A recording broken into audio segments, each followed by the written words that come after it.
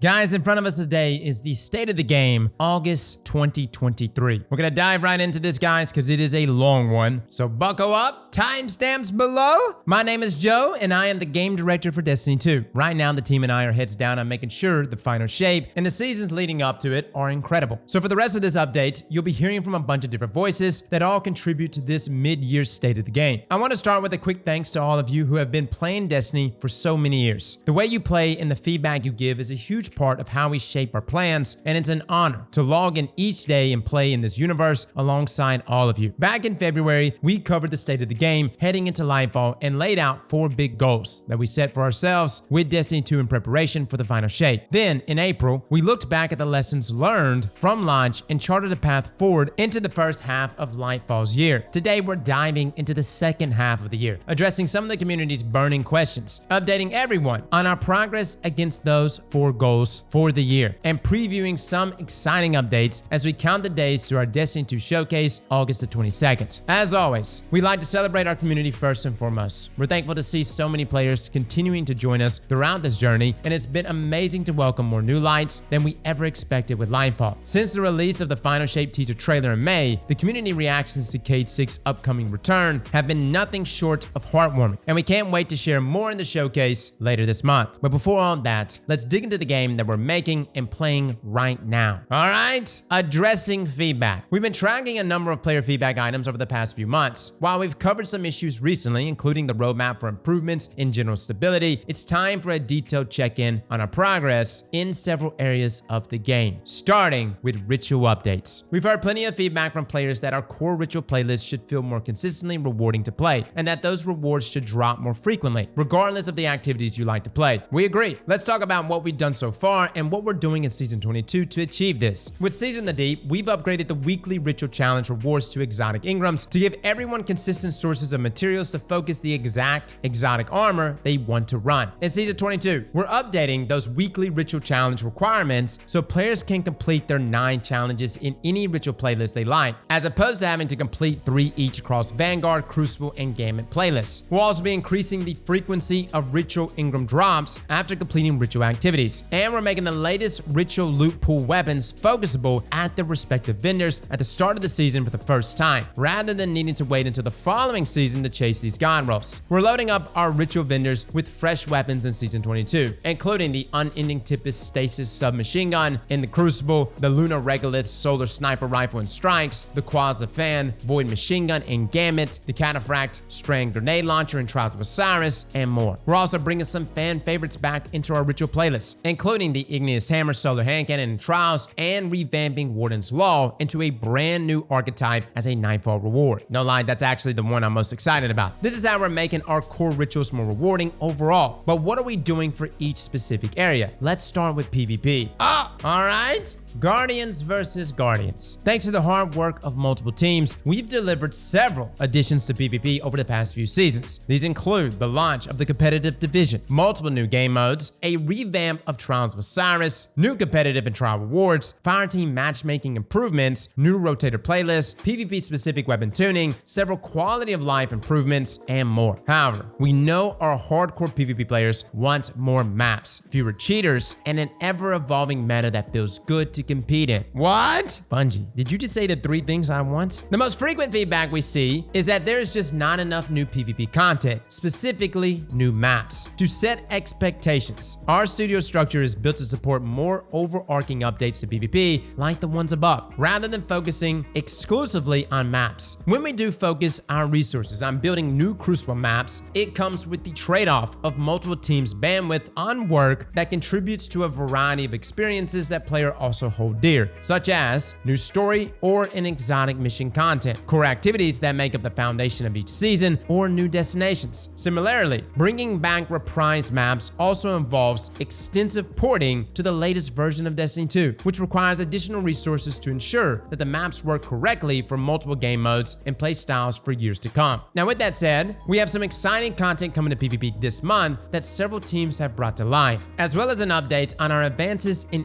in-game security to combat cheaters, a preview of upcoming Sandbox shakeups, and more details coming next week on how the general PvP Sandbox gear and ability balance will evolve. For Season 22, we have a new Vex network-themed map debuting along with the new Relic 6v6 mode, the gunplay-focused Checkmate modifier for multiple modes, a new competitive Ascendant Division emblem, and more. Relic and Checkmates will both kick off in Crucible Labs throughout the season, so we can gather feedback on how they are received. We'll have more to share in the showcase, but let's dive in a bit more right now. New PvP map, Multiplex. For our newest PvP battlefield, we wanted to create an asymmetrical map using a Vex environment as a backdrop that could work well for multiple game modes. With the Vex network playing such a crucial role in the story during Lightfall's year, we felt now was the perfect time to deliver this map. Although many of us have been thinking about a lo-fi Vex map for the Crucible, the challenge of this palette was the possible lack of player orientation in the play space. We thought bringing the Mars palette into the Vex network realm would be a great way to mitigate this while adding an evocative look. Narratively, the space is in the middle of compiling the Infinite Force, so this is what you'll see in action. Watch for footage of this new map in the showcase. All right, there's our new map. Look, we're gonna continue on this, but let me just say this. Bungie, you don't have to make every map competitive. I feel like every map Bungie brings back into the game, they're like, okay, it's gotta be a map that can work in Rift, competitive, Trials, 6v6, Rumble. It's gotta be asymmetrical. Guys, it's okay to give us maps that may have some busted up spawns and leaving them in playlists like Control or Clash. I understand having a curated list of maps for things like competitive and Trials. That makes sense. But in game modes like 6v6, whether it's Clash or Control or whatever the weekly rotator maps are, it's okay to just give us more variety. That keeps things fresh. I can't help but remember maps like Memento, Asylum, Bastion. These were great maps back in Destiny 1 that honestly wouldn't necessarily be the best maps in a competitive environment, but that's okay. Bring those maps back and just throw them into 6v6 game modes and just let us have fun. Now moving on. Checkmate. Checkmate is a modifier where rich primary weapon fights can happen more often, and gun skill can be augmented by communication and strong positioning. Primary weapon damage has been tuned to feel different than the rest of the game without being jarring, reducing the gap between the faster killing weapons and the average time to kill, and in general pushing longer range primaries into slower killing profiles. Player health has been increased, all ability cooldowns are lengthened, and special ammunition must be earned via gameplay and is not dropped on death. This all results in slightly longer combat encounters that reward skill and consistency. Checkmate will be available in the Crucible Labs from week 5 to week 10. We will start off with the 2 weeks of Checkmate Control, then switch it up with 2 weeks of Checkmate Survival, and finally 2 weeks of Checkmate Rumble to finish off its trial run for Season 22. I will say this, we may not be getting a lot of maps, but Bungie's literally just giving us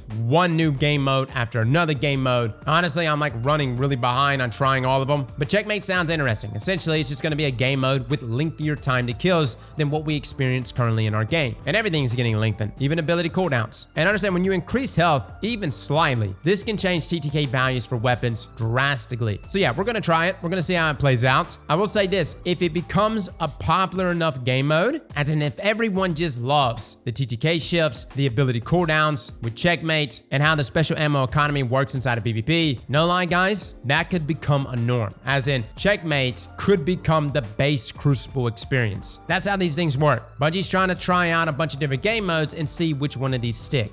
Now, Relic. Relic is a 6v6 party mode where players wreak havoc and destruction on their foes with Relic weapons. Relics include the Aegis from Vault of Glass, the Synaptic Spear from Season the Risen, the Scythe from Season the Haunted. Each player charges their personal Relic energy by defeating opponents with their normal loadout. Upon reaching full charge, players can acquire a Relic from a Relic depot. Defeating Relic holders and using the Relics to defeat opponents earns points for the team. Whereas Checkmate is heavily focused on gunfights, Relic is intended to provide lighthearted gameplay that can be enjoyed by anyone, similar to Mayhem and Team Scorch. Relic will be available in the Crucible Labs from week 1 to week 4, and again in week 11, until the close of the season. We look forward to hearing your feedback on both Checkmate and Relic when they roll out next season. No lie guys, Relic actually sounds cool. The Scythe from Season the Haunted was dope. Now, matchmaking improvements. Our quest to constantly improve matchmaking is always ongoing, and in Season 22, we're modifying our loose skill-based matchmaking settings settings for control in Iron Banner. These new settings will look to improve matchmaking times and experiences for players who find themselves at the upper or lower ends of the skill spectrum, and for those playing in low population regions or times. The team is also adding loose fire team matchmaking to the Crucible rotators, including labs, to ensure players are being evenly matched against similar fire team sizes without the need for a freelance node. Additionally, we'll be tackling an issue with lobby balancing that can misallocate players over certain skill levels. Alright, this is kind of the same lingo they've been using for a long time, where they're like, yo, we're expanding the parameters. We're modifying that loose skill-based matchmaking setting, and we'll just see how that plays out. Now, more to come in Season 23. Looking further ahead, we're planning to deliver a new Iron Banner mode for Season 23, along with a brand new Hockey Aggressive Frame Strand Pulse Rifle as our newest competitive division weapon reward. We're getting another aggressive. It's been a long time. Now, the Mercurial Overwatch Adaptive Frame Arc Sniper Rifle will remain available for competitors throughout Season 22. All right, so keep in mind, guys, that Pulse Rifle will be in Season 23, so after this next season. Now, as a reminder, we're also focusing our map reprisal efforts on porting the Citadel from 2018 to the Crucible in Season 23. We all have fond memories of dominating control with our fire teams on this one, and can't wait to see what you do with the latest arsenal out there in the Dreaming City. I'm still scratching my head wondering why that map even left us, but whatever. And I know for my PvE players, it's like, Cross, dude, I hear you guys complain about not having enough maps. Guys, let me just give it to you like this. Imagine if some of your favorite strikes in the game were suddenly removed. Oh wait, that happened, lol. But moving on to the Vanguard. The Vanguard playlists are currently in a solid place with a healthy population, and we have more new additions coming up. First up, Vanguard medals. Vanguard medals will be available in Vanguard Ops and Nightfall starting in Season 22. After first being introduced in last year's Guardian games and their continued success in this year's event, we have decided to bring them in full time to spice things up in our Vanguard playlists. Medals will contribute to scoring, allowing players to attain higher scores and reputation multipliers by performing unique actions and doing cool things. Our goal here is to reward players for playing well and not require players to go out of their way to grind for score. In short, we don't want you to feel like you have to compromise your build in order to boost your score with additional medals. It's worth noting that some medals will remain Guardian game staples and not be available in our Vanguard playlists, so don't expect finishers to grant you medals in Nightfalls. There will be several new medals specific to Vanguard playlists when they launch, and you can expect to see a few more in Season 23. Additionally, the selection of active medals will be determined based on currently active modifiers, such as surges, to ensure a variety of builds are used for acquiring medals. We've also recently focused more of our team's resources into more varied and frequent seasonal activities, such as battlegrounds, that can later make their way into Vanguard playlists alongside our strikes and eventually serve as new additions to Nightfalls and Grandmaster playlists. While this can come at the cost of other content in a given year, we feel this exchange has been worth the extra investment for the overall health of our playlists. As a result, we'll have additional battlegrounds coming into the Nightfall and Grandmaster Nightfall rotations in Season 22 and 23 to keep players on their toes before the final shape launches. How much of a cost is it? Bungie, you guys have mentioned this like twice already in this article about sacrificing, as if we get a new map or introducing a battleground as a Nightfall somehow can compromise future content. Now, Gambit. As many of you noticed, we've been quiet on Gambit since last year's overhaul that launched alongside the Witch Queen. In that revamp, the team made significant changes across 5 categories in Gambit: core activity fundamentals, primeval tuning, invasions, ammo economy, and rewards. Unfortunately, these updates didn't move the needle for player engagement. Although we know our Gambit fans mostly care about new or returning maps, this is an area of the game with lower engagement that would take resources away from more popular parts of the game to shore up. Now, while we don't have plans to dedicate more resources to significantly transform Gambit, we do have a few updates planned for the year of the final shape. These include porting the Cathedral of Scars map and its beautiful Dreaming City setting into the latest version of Destiny 2, as well as adding the Shadow Legion and Lucent Hive enemy types. Before then, we're making Gambit entirely optional to maximize your rewards unless you're looking for a piece of gear that's specific to the mode. Gambit will continue to serve as a source of exotic Ingrams via weekly challenges, though as we mentioned above, you'll be able to complete all your weekly challenges in any ritual you like starting in Season 22. If you want to stick to Vanguard or Crucible challenges without touching Gambit, now you can. We're also reducing the number of Gambit-specific seasonal challenges starting in Season 22, so players won't need to bank modes to be able to earn that big purse of of bright dust for completing nearly every challenge in the season. Finally, we're adding Fireteam matchmaking to Gambit next season, which will replace the freelance node and should result in faster, better matchmaking by combining both Gambit playlists. We'll keep an eye on reception and player engagement after these additions take place, and we hope you'll visit Old Drifter next season to get your hands on his new Void machine gun. Alright, so in the near future, outside of the matchmaking changes, no, Gambit is not getting some major overhaul. The new map they're talking about is actually an old map that we're not even getting back until next year. Now, they are adding Shadow Legion and Lucent Hive, which is nice, but as far as the near future goes, pretty much the update that they're making to Gambit is that you don't have to play Gambit. Again, I'm sounding extremely negative right now, guys. I just don't like every one of these little bullet points being, hey, this is what we've done over the past year. Here's our resume. Here's why we can't really do much more, as it would require too many resources. Bungie, we're not your investors. You're not even a publicly traded company. Nobody's looking at your 10K filing right now wondering how much is being spent on Gambit revamps, nor any of this other stuff. Armor sets rewards. A long time ago, we shared a plan to address concerns on reward balance. Players have pointed out that we didn't release a new armor set for the ritual playlists, Vanguard, Crucible, Gambit, with Lightfall as previously called out in our yearly release schedule. Delivering ritual armor sets at the rates we have in the past has become increasingly challenging, especially considering these sets have historically had very low adoption by players as both base armor and cosmetic ornaments. At this time, we are amending our delivery plans for how often we refresh these sets and will no longer be creating a new set for every expansion. However, we are prioritizing the delivery of a new ritual armor set alongside the final shape to infuse some new looks that you'll be able to show off from your time in the Vanguard, Crucible, and Gambit playlists. We also have a new armor set for Trials of Osiris releasing in just a few short weeks. Here's a preview of the Titan armor from that set coming with Season 22. Look, guys, I don't really get that caught up on like armor sets, but let me just be frank here, and I feel like Bungie, you're just giving it to me at this point. I came into today's State of the Game to talk positively about your game, and here I am reading this stuff, and you're just asking me to dunk on you. The reason why you're not getting armor sets at the frequency that you may want is because all of those resources are going to creating armor sets that sit inside of an Eververse store. And the reason why you don't have players adopting those base armor or cosmetic ornaments is because, quite frankly, they don't look good. Because the best looking stuff you have to buy. But hey, look at this. Trials armor, we got fur.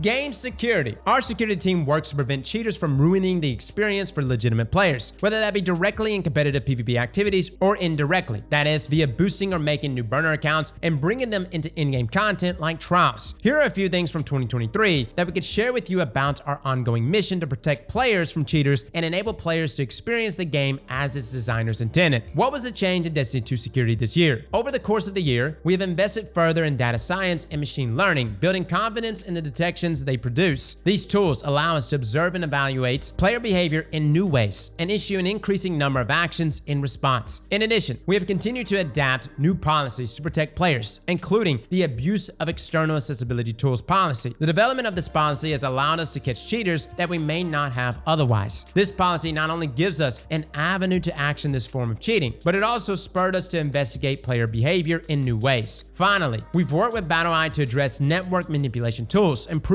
our data collection, detection, and mitigation strategies. Competition is best when fair, so we will continue to issue bans or restrictions to those abusing these methods. Can you address some recent actions? As a result of extensive investigations and the evolution of the tools at our disposal, we were recently able to issue one of the largest ban waves in our history against account recovery and boosting services and the players who use these services. As our toolset evolves, we continue to build in generous thresholds to help minimize the risk of false positives. We also consider multiple factors when issuing bans as an additional safety measure to any set threshold. Now, what's next for the security of Destiny 2? We will continue to evolve our prevention, detection, and ban hammer capabilities, but these are just a part of our overall strategy to combat cheating efforts. Our legal team is also aggressively pursuing cheat makers across the globe in an effort to remove the source of cheat software before it is distributed. They have been highly effective in both uncovering cheat makers and bringing litigation against them, though the preparation and execution of these lawsuits take time and effort to be successful. This will always be an additive approach to our overall anti-cheat efforts as part of in-game security solutions to remove cheating from our game. And one last reminder, as always, we receive countless messages from banned accounts that state they don't remember cheating. When we investigate these cases, we often find that they gave their account to someone else to play the game for them. We can remind everyone that you must protect your account and not use recovery services. Saying that your fingers were not on the keyboard when the cheating occurred will not help you in an appeal. All right, so this is something Bungie has actually done very well on. Yes, cheating has definitely upticked, but in terms of going after these companies legally and then eventually getting around to banning these folks, they're doing that. Granted, cheaters are still there. Hell, we just recently ran into a bunch of cheaters just a few weekends ago. Luckily, they got banned. 2 of them were account recoveries. Now you gotta understand, guys, a huge reason why Bungie is heavily investing in anti-cheat, especially on the legal side of things, is because of Marathon. It's gonna be really hard to sell the public on a new PvP game when you can't even secure the one PvP game you're running right now. So this is a huge reason why Bungie is investing in this. I've seen articles, oh, Bungie's spending 7 figures a year in order to give us security inside of Destiny. Guys, it's not just Destiny. That expense is not just for us. It's for future projects, Marathon specifically, that Bungie has to secure or that game will definitely die. Now on to stability updates. The stability of Destiny 2 service is the foundation of the experience. If the game is down or you're getting kicked out of activities, everything else is irrelevant. In late June, we provided an update on game stability and the steps we are taking to make your game experience smooth and reliable. Today, we'd like to share more about what has been happening behind the scenes and what's next on our roadmap. In update 7.1.5, which is mid-season 21, we rolled out a number of behind-the-scenes service improvements that provide an increase in stability that will set the stage for further upgrades in 7.2.0 and beyond. These include new logs and metrics not only for our claim system, but also for our many other services. We also made major improvements to monitoring dashboards, which now gives the Bungie Network Operations Center greater visibility into these systems, allowing them to detect, escalate, and diagnose problems more quickly. We also detected and fixed a bug with the sign-on system before it was able to cause any issues for the player population. Using the new logs and detections, we were able to confidently make several early fixes to claims and server messaging in 7.1.5.1 that might otherwise have had to wait until next season to be resolved. Working with Bungie Network Operations Center, we are also working on process improvements to deployments, monitoring, and escalations, all focused on making Destiny 2's online experience reliable, predictable, and quick to recover if things ever go wrong. Now moving towards 7.2, which is the Season 22 launch, we are beginning to do internal chaos testing using the new code we added and are already using that data to make more improvements in the 7.2.0 update, as well as verify current fixes we have planned for the season. As we do this work, we aren't just focusing on the claim system outlined in our roadmap. Our efforts also cover stability across 50+ services that help to make Destiny 2 run. These include taking a close look at our load balancing code, service-to-service communication code, internal message processing pipelines, and more. If 7.2.0 is focused on detecting and fixing current stability issues, the theme of 7.3.0, which is going to be in Season 23, will be helping to protect us against stability issues that might occur in the future. Work here will focus on systems like auto recovery, making internal systems healthier, and further isolating systems from one another so that a problem in one area is less likely to cascade into issues in other areas. We want our players to have the best possible experience, and we view our work with Destiny services as a long-term project that we will continue to invest beyond Season 23 and into the future. All right, again, we just have to see how this plays out. We talked about it. We pretty much said a long time ago that Destiny has been breaking more and more. Bungie has acknowledged that, and they're saying that they're doubling down on game stability. Nothing sucks worse than having the day off, sitting down, getting ready to game, and suddenly you can't log on for 6 hours. That's terrible. And hopefully these fixes will mitigate those problems. Now, seasonal structure. As we mentioned back in February, we've been working behind the scenes to shake up the seasonal paradigm this year to subvert player expectations and make each season feel unique. We know our players are looking for more variety and repeatable seasonal activities, and more than anything, we want to constantly surprise everyone with what comes next in each season. Although we'll talk a bit more about this below, and you'll see it in action in our showcase, we're giving ourselves more freedom to stretch narratively and within gameplay systems throughout Season 22 and 23. We hope you'll enjoy coming on those rides with us starting later this month. Now, a preview of what's to come. Before we get into our 6-month progress report on our goals for the year, we wanted to share some previews of several quality of life upgrades and core Sandbox updates coming in Season 22. Some of these are designed to simply make your everyday Destiny 2 experience better. Others should result in substantial meta refreshes changes for both PvE and PvP at our midpoint in Lightfall's year. We hope the sum of Season 22's updates, along with the new content we've called out here, and everything yet to be revealed in our showcase will make Destiny 2 feel as fresh and exciting as ever for as many players as possible. Now, quality of life upgrades. Sometimes it's the seemingly smaller improvements that can be the biggest upgrades to how you engage with Destiny 2 every day. Here's a quick look at some quality of life upgrades coming in Season 22. Cosmetic favoriting. At long last, you'll be able to pin up to 100 of your favorite shaders, ornaments, and emotes to the top of the list starting in Season 22. Alright? Stasis aspects and fragments move to vendor system. Any character who has completed the Beyond Light campaign will be able to acquire all available stasis aspects and fragments from LC Bray on Europa starting next season. Looky there. Transmats will now be unlocks. Like shaders before them, transmats will now be stored as unlocks on your account rather than consumable items. Feel free to change transmats at will without needing to grab copies from collections or find them in the wild. Now, Wish Ender Pursuit improvements. The Wish Ender quest has gone through a number of changes throughout the years, and in Season 22, it becomes a real quest. No more charged or uncharged discs sitting in your inventory. Just a single quest strand in your quest log. There you go, fellas. If you don't have Wish Ender, now's the time. Resource tab added to collections. This is a change we are really excited about. We now have a resources tab in the collections, which shows you all of the currencies, upgrade materials, and engrams in the game, appropriately categorized, with information on how to acquire it, as well as what to do with it once you have it. Oh, okay, this is a good one. Really,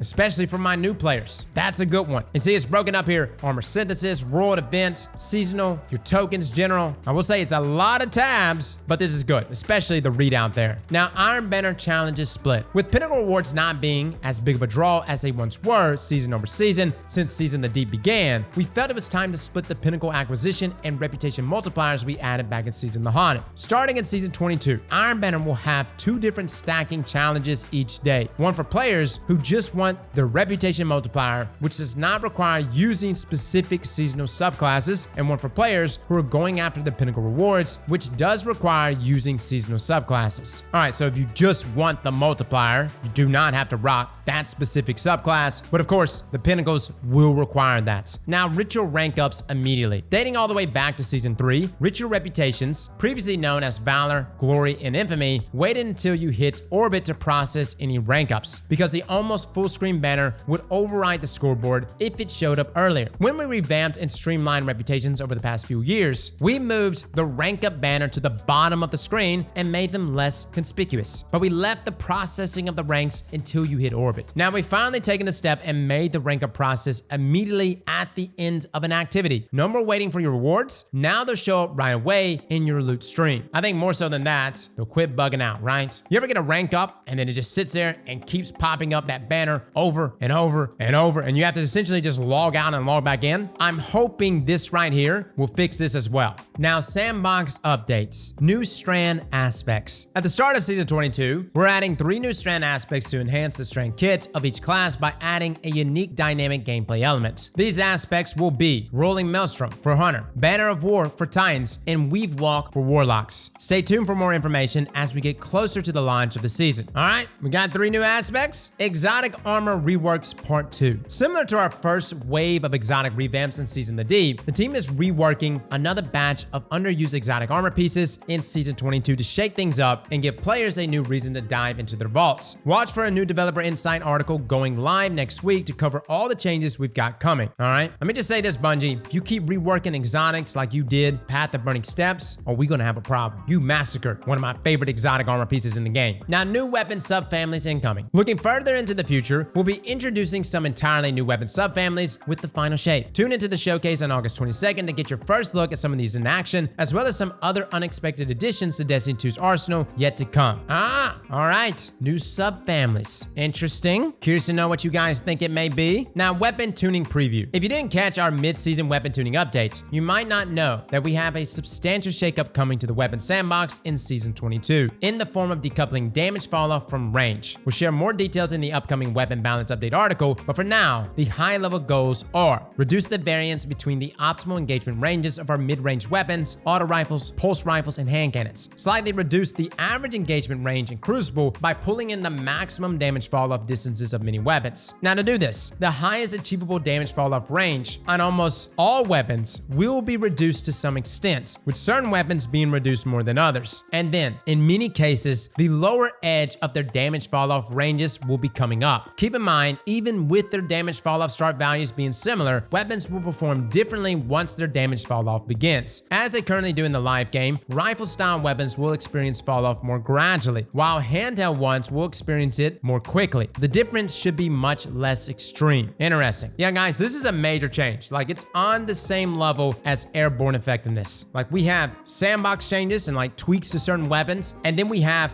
foundational shifts within our gunplay. AE is definitely one of those. This range decoupling from zoom, that is another one. You're breaking away from a system that has been here since Destiny 1. We'll see how it plays out. We also have hand-tuned a small list of exotics and all special weapons with the intention of keeping them near where they are in the live game, as opposed to allowing them to receive outsized buffs or nerfs with these overarching changes. We'll share all the info on that in the upcoming weapons preview article as well. All right, so again, seems like a lot of this stuff is going to come next week, leading up until the August 22nd reveal. Now, in addition to this, we have a lot of other things to look forward to in Season 22. This is not a comprehensive list, but we wanted to give you a sneak peek. Hand cannons will see increased reload speeds and PvE damage buffs against minors and major enemies. Sword full power heavy attacks will be usable with any non-zero amount of sword energy, and sword guard is being buffed in several areas. Touch of Malice is getting some tweaks we think players will enjoy, and perks such as Bind Pod, Envious Assassin, and Under Over will become much more useful in Season 22. Watch for the full breakdown later this month. All right. Yeah, if you don't have touch, guys, might want to pick it up. I was curious about swords, and Bungie's actually giving it to us right here. It's a small snip, but that you're going to be able to use heavy attacks with non-zero amount of sword energy. Now, will it be at maximum potency, or will the damage drop off like it does now? So the wording here is kind of confusing me a little bit. They also said that sword guard is being buffed in several areas. I'm not saying I don't like to guard with my swords, but just making it entirely a defensive weapon is just going to put it in the same category as glaives, right? I want to yard things with my sword. Now, reinforcing our goals for the year. About 6 months ago, we laid out our plan to achieve 4 main goals for Destiny 2 in our previous state of the game. Expand player imagination, bring challenge back to Destiny, enrich our content, and connect our guardians. With Lightfall in its first 2 seasons under our belts, and the launch of Season 22 and our showcase just around the corner, we'd like to take a moment to catch everyone up on how far we've come on these goals and where we're going from here. Think of this as our Destiny 2 scorecard. First up, number 1, expand players' imaginations. In Lightfall and Season Defiance, we transform many of the ways players typically interact with the game, from core systems and build crafting overhauls to streamlining seasonal currencies. With Season the Deep, we replaced the typical vendor upgrade model and introduced the new Deep Dives activity and Pressure Trials, which represent fresh experiments for Destiny 2 that we believe are worth the investment. While there's always room for us to revise and improve, the community's response has reinforced that we're on the right track with norm-breaking efforts like these, and we'll be rolling out something very new and different in Season 23. Now, without spoiling anything ahead of the showcase, our next season will be heading into creative territories we've never explored before. We're changing some things up in a big way, including the seasonal progression paradigm with an all-new mechanic. All will be revealed on August the 22nd. Taking a step back to examine the overall narrative for the year, the team is laser-focused on ensuring the connective tissue in our storytelling between Season 20 through 23, and that the final shape is more impactful than last year's seasons leading up to Lightfall. We're taking the feedback to heart and loading this year up with important moments designed to capture players' imaginations and move the saga forward with each beat. We've already proven this out in Season the Deep with the revelations of the Witness's origins, substantial lore drops throughout the season in Neomuna, and the implications of where our guardians go from here after the final missions cutscene. Well, yes, we have had substantial lore drops throughout the season on Neomuna, but I'm gonna argue and say a lot of people just don't even know where to go for that, right? Like, that node to check in every single week is all the way at the bottom of the screen. It's like Bungie is asking people not to know what the hell is going on. Now, we know there are some who would have preferred to experience these stories during Lightfall's campaign. Absolutely. With those players in mind, we believe the totality of this year's narratives will set the stage for the final shape in ways that a single story beat never could. And to put concerns to rest right now, the final shape and its raid will provide a climactic conclusion to the Light and Darkness saga before we look ahead to what comes next in Destiny 2. Alright, now that is the biggest statement in this entire state of the game. Let me read that again, guys. The final shape and its raid will provide a climactic conclusion to the Light and Darkness saga before we look ahead ahead to what comes next in Destiny 2. This was a concern of mine, as in, would we not actually have a conclusion to the saga between the light and the darkness in Final Shape itself, or would it be drug out season over season? Look guys, I'm a simple man. I don't want to drag blowing my load out over a year. I want to do it now, all at once. And the reason why we don't like Lightfall in the narrative is because it's being drug out pretty much over this whole year. So Final Shape is really going to be a different kind of year for us. It being the final expansion to the Light and Darkness saga, which has pretty much been going on for the past 10 years. And we don't really know what's going to happen after that. Like, where do we go? Who's the new baddie on the block? And then the core question to all of it, why should we care? After we deal with what is the biggest baddie right now in our current universe, that being the Witness, why should we care about anything else? I'm honestly curious to see how Bungie's gonna sell us on it, truly. Now, number 2, bring challenge back to Destiny. Although we were a bit uneven on this one at the start of the year, we feel we achieved this goal after making additional tweaks based on general feedback at Lightfall's launch. While enemies in Neomuna still pack a punch regardless of your level, players have been able to steadily climb in power to take on more difficult challenges they may have had a tough time with earlier this year, due to the absence of a power level cap increase in Season of the Deep. Following the success of these changes, we're confirming today that we also won't be raising the power level cap in Season 22. We've seen a ton of positive feedback on this decision from players who appreciate being able to play at their own pace, rather than feeling compelled to chase pinnacles each week. Of course, we'll still have plenty of activities where power is crucial, including Master Raid and Dungeon content, Legend and Master Nightfalls, Grandmasters, Legend and Master Solo Lost Sectors, and Trials of Osiris. This will still be the case throughout Season 22, and your artifact power will still be as important as ever. For those craving even tougher challenges, we raised the bar on Grandmaster Nightfall difficulty this season with our first PsyOps Battleground DM, which will make an additional reappearance before the end of the season for those who didn't get a chance to take it on the first time. As usual, we'll continue to monitor feedback as we add more battlegrounds to the Vanguard Nightfall and GM schedule later in Lightfall's year. Guys, I'm curious to know what y'all think. Do you like that power level cap is not increasing season over season? Was it something that you look forward to? Like, did you look forward to that grind? Do you feel like there was some level of prestige with leveling up each season? Or did it just keep you from doing the content you wanted to do right out the gate? Now, number 3, enrich our content. Based on the feedback throughout the year of the Witch Queen, we knew players wanted more exotic missions that the community would need to discover on their own. We also heard the requests from longtime players for the return of previously released exotic missions that the team absolutely loved creating, and we got to work to answer the call. In Season of Defiance, we delivered the Avalon exotic mission with Vexcalibur as its prize for those who discover the path into the Vex network. Season of the Deep brought the Whetstone exotic mission to deep divers in search of the new Wicked Implement Scout Rifle and its catalyst. And in just a few weeks, we're bringing back some of the best Destiny 2 content we've ever made with our new exotic mission rotator starting on day 1 of Season 22. The rotation will kick off with the return of Presage to offer a new avenue for players to earn Dead Man's Tale, which will also be craftable for the first time. After that, Vox Obscura with Operation Sarah Shield will join the rotation, offering up the respective craftable exotic weapons and catalysts as well. We'll have more details on what else to expect from the exotic mission rotator in an upcoming This Week in Destiny blog as we get closer to launch. Yo, Bungie, where'd that Whisper mission? Huh? When you gonna make that craftable? Now again, if you're wondering why would I want to do those missions if I've already done them before? Again, guys, craftable roles. Hopefully the roles, especially on things like DMT, is just not what we currently have in the game as our options, but actually new traits, new combinations, maybe we have more freedom. That right there would really incentivize us to go after these exotics yet again. Now to recap the PvP front, we're delivering the new Season 22 content we mentioned above, including the brand new Multiplex map, new Relic game mode, Checkmate game modifier, new competitive Ascended Division emblem, and a slick new Trials of Osiris armor set. In addition to the new and returning weapons coming to the Crucible, Ironbetter, and Trials playlist, we'll also have new Sandbox overhauls, exotic armor upgrades, and weapon tuning changes to keep the meta fresh, alongside the new ways to play PvP when the season kicks off later this month. Finally, we called out back in February that we're initially targeting more changes to ritual content in the final season of the year. While we've made the recent decision to push the initiative to the final shape, we have plans to replace some bounties with a more rewarding and engaging system tentatively called the Pathfinder. This is going to be debuted on the new destination in final shape, and we're currently nailing down a plan for how we can use this system to replace core ritual bounties in the new year. For now, here's a work in progress preview of the Pathfinder UI. Oh, Oh, look at this. All right, so you get achievements, you connect these constellations, and then you try to get it to the middle to obtain that Ingram. Interesting, okay. What other rewards can we get with this? Now, notice I said this is to replace core ritual bounties. Oh, so Bungie might actually be moving away from bounties completely. Actually, it sounds like that's exactly what they're doing with this system taking its place in final shape. Interesting. Now, number 4, connect our guardians. The gameplay systems and quality of life features we added in Lightfall made Destiny 2 the most welcoming it has ever been for new and returning players, and we're doubling down as we head into the final shape. Season 22 will include new ways to experience key in-game moments in Destiny 2's history to help get millions of guardians caught up for the confrontation with the Witness. In Season 23, our upcoming Fireteam Finder LFG feature will be the silver bullet for players who've never had a full fireteam to run in-game content before, including raids, dungeons, master level activities, and more. And in the final shape, we're making big changes to the progression system that will help to connect even more players and remove barriers, keeping friends taking on the same content together. We'll have more information on that in the showcase. All right, so a couple things here. LFG feature in-game, that won't be happening until Season 23, but I'm glad it's happening. I hate that we've had to wait this long, but it needed to happen. Granted, I still maintain they should just open up matchmaking for literally everything in the game, but Fireteam Finder is close enough. Now, Season 22, though, is going to introduce something here that is going to allow us to experience key in-game moments in Destiny 2's history. This is going to somehow get everyone caught up on the confrontation with the Witness. I've literally been complaining how unless you're just paying attention to the Veil Containment every single week, a lot of people are missing out on those major story beats, and I'm worried they're going to be lost for final shape. Hopefully, whatever that may be, whatever this thing they're introducing next season, could get everyone on the same page going into the final shape. Worst case scenario, it just confuses everyone even more. Now, the features listed above, combined with everything we're about to show on August the 22nd and everything yet to come, will create the best gameplay experience for the widest possible audience that Destiny 2 has ever seen. The final shape is incredibly special to us as the culmination of Destiny's first decade, and we're committed to making it just as special for all players worldwide as the showdown with the Witness approaches. Thanks again for taking the time to read this. Today was just a piece of what we have in store, so if we don't run into you in the tower before then, we sure hope to see you all in chat at the showcase on the 22nd. Joe. All right, guys, that is your state of the game. Had some good stuff in here, but overall, not the best state of the game I've read. Just being honest with you. More or less a lot of promises on what's to come. And I know a lot of people are like, Cross, you're being overly negative. Understand, guys, I have been reading every twab, every state of the game, every little bit of information Destiny and Bungie has put out consistently since Destiny 1. My personal opinion, and this is just my opinion, based on today's state of the game and what I've just been seeing from Bungie in general, is that overall the teams feel fragmented. We'll see how it plays out August the 22nd. Fellas and ladies, thank you all for coming and watching, and as always, slap that like button like your mama told you right.